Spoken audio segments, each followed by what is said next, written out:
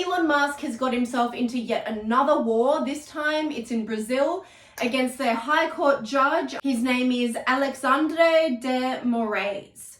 So this guy has an interesting story. He is basically the Tsar of internet censorship in Brazil. That's a country of 200 million people. He's taken it upon himself to be the dictator of what Brazilian people can see on the internet and what they can't see.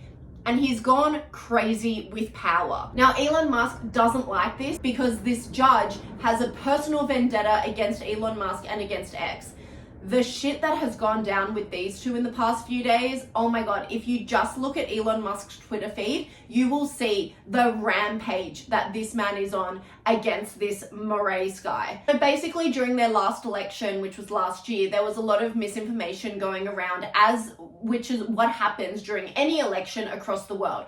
And apparently most of it was on X, but I don't believe that because disinformation, fake news is literally everywhere on every social media platform during an election time in any country. So for some reason, they've taken aim at X. And last year, this Supreme Court judge took it upon himself to block and ban every Twitter account that was putting out disinformation in his opinion. So basically all the far right-wing Twitter accounts and everyone associated with them were banned. They were blocked from anyone in Brazil from seeing their content. Now that in itself is a massive issue because it's clear censorship. I mean, during an election campaign, you need to see all sides, even if they are extreme, if they're ridiculous. Now, the way to combat disinformation or fake news is simply by calling it out. That is the best way to, you know what? People have a brain, so they can see for themselves when something is just clearly ludicrous. But instead of doing that, this Chief Justice decided just to ban everything that he didn't agree with. So that was the first problem. And in reaction to that, Elon Musk went crazy. He shut down the X Twitter headquarters in Brazil because he obviously is against censorship. That's the whole reason he bought Twitter in the first place. He famously said Twitter didn't cost $44 billion. That's the cost of freedom of speech. Elon Musk is such a proponent of freedom of speech that he will literally overpay for a product like he did for Twitter just so people can have freedom of speech. I mean, that is the ultimate. And thank God that he is a billionaire and the richest person in the world and he can afford to do it.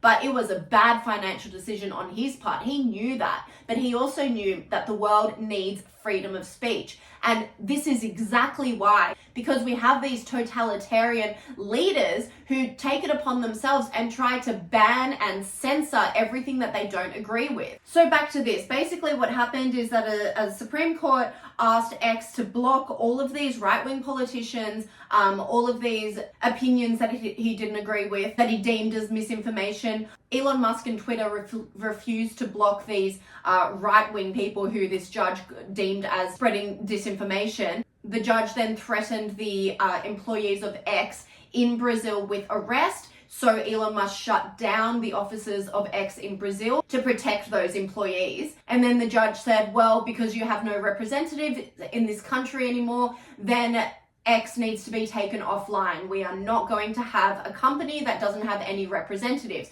And Elon Musk was like, well, why would I have representatives in your country if all you're going to do is arrest them and put them in jail? I'm not putting my employees up for something like that. And now here we are, X is blocked in Brazil because of this judge who took it upon himself to make all of the rules for the entire country. Like, how ridiculous is that? And on top of that, the judge is now saying that if anyone in Brazil gets VPNs so they can be connected to the rest of the world via X, because, you know, X is a news source for so many people. Plenty of people only get their news from X, and this is everywhere around the world because they just simply don't trust mainstream media and government-owned media in their country. And Brazil has massive funding for government-owned media. So a lot of people need an extra news source. And this is what censorship is. Only having one news source in an entire country of 200 million people is just craziness. And it undermines the Constitution.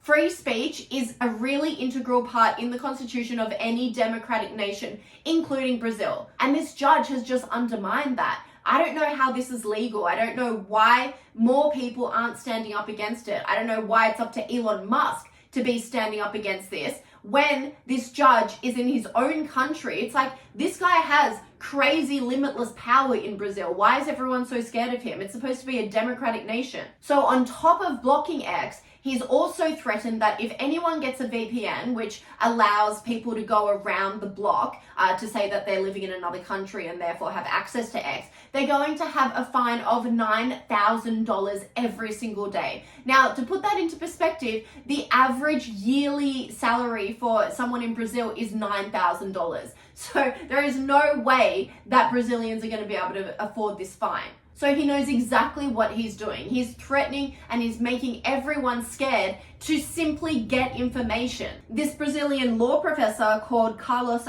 Afonso Souza says that it's the most extreme judicial decision out of a Brazilian court in 30 years of internet law.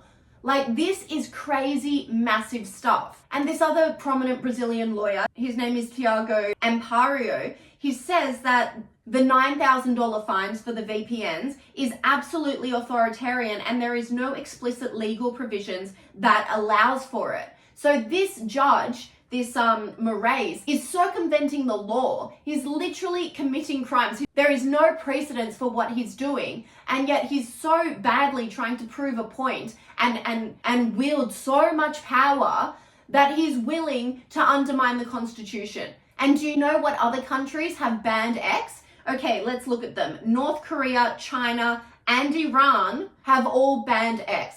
Now Brazil is part of that list, that infamous list. Why would you want to be on any lists that contain North Korea, China, and Iran in terms of censorship? And it's cutting off the flow of information to the 6th largest nation by population on Earth. It's also the 12th largest economy in the world. Brazil is a massive place with a lot of people, and cutting off news and information and media to them is something that we all need to be paying attention to, because it doesn't just affect Brazil, it affects all of us. If they can do that in Brazil, what can they do in every other democratic nation on earth? Democracy used to be the safeguard for this stuff. Now, democracy is just a word. Because if one Chief Justice can have this much of an impact on 200 million people, that country is no longer democratic. And where are all the voices from the West? Where's Kamala Harris? Where's Joe Biden? They have been silent on the issue, and there's good reason for that, because they're letting it happen. They want this to happen. This is all by design. Now, this really interesting information has come out that the Biden administration and the Democrats have played an influential role in instigating censorship in Brazil, not just now, but in the past as well. The FBI went to Brazil and gave its Supreme Court justice advice on how to censor its population during the last election. The US government has been funding many of the NGOs in Brazil that have demanded censorship since the election of a populist president there in 2018. And after the election of the populist president, his name is Bolsonaro, in 2018, the US government funded pro-censorship organizations that actively enforced censorship on the Brazilian people. And Moraes, who's the Chief Justice that is instigating all of this, yesterday said that censorship is needed to prevent extreme populist groups from coming to power.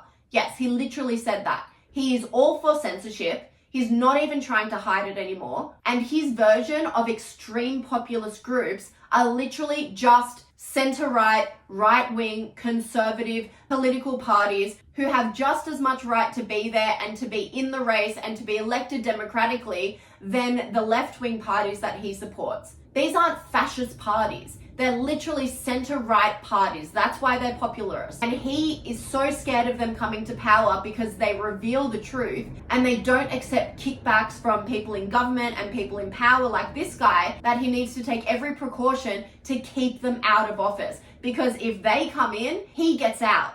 And that's not good for him or his back pocket. And we see this happening all over the world. It's just total and utter corruption. And the scariest part is we're seeing it so clearly seep into Western democracies. We see it in America already. Look at what's happening in the universities. So much censorship. Students aren't allowed to learn, let alone even discuss, an opinion that differs too much from the status quo. from the crap that these professors are feeding them. Now, if you can't talk about something that is deemed controversial in an academic environment like Harvard or Stanford, how is any debate going to be possible in the wider community? And again, this is all by design from the top, from the government, from the FBI. We see this on social media as well. So many topics aren't allowed to be discussed on YouTube, on Meta platforms. X is the final remaining bastion of free speech, and that's why they are so determined to block it. And you know, people are saying, oh, it's Brazil, why are we even talking about this? It's so far away. No, it actually affects us so deeply, because that's the first country, the first democratic country like ours that is falling victim to this. And if we don't stand up or say anything, and if Elon Musk didn't have the balls that he does to stand up against it, then it would seep so quickly into the rest of the world. It's already happening in America. We say it all the time. Happened in Australia. They wanted to block that footage on X of the stabbing of Bishop Marmari Emmanuel. And he himself, the victim, said that he didn't want that footage censored. And yet the government, for some reason, was so hell-bent on censoring that footage. For what reason? There is no reason to do that. Put a warning on it, put a graphic warning on it, a trigger warning, whatever, if you want to do that. But you don't have to censor and block these things. They're only doing it because they have an agenda. They don't want to seem racist. They don't want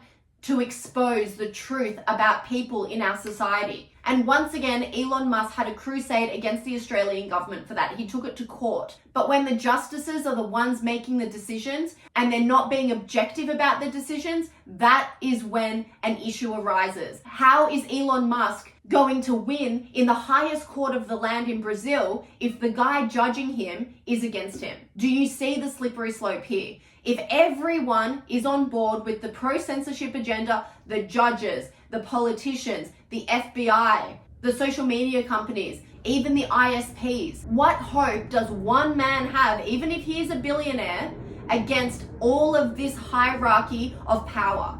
Nothing.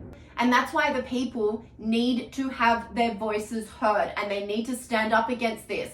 And we saw this. There are riots going on in Brazil because they can see it happening. And thankfully, Elon Musk is putting this footage up on X so we, the rest of the world, can see what is going on. Unfortunately, Brazil can't see what's going on because they're literally living under a totalitarian regime at the moment. Censoring of media is what a dictator does. But don't for 1 second think that because you live in the UK, in America, in Australia, in New Zealand, that you're somehow exempt from this. This is coming for us as well, and we need to pay attention.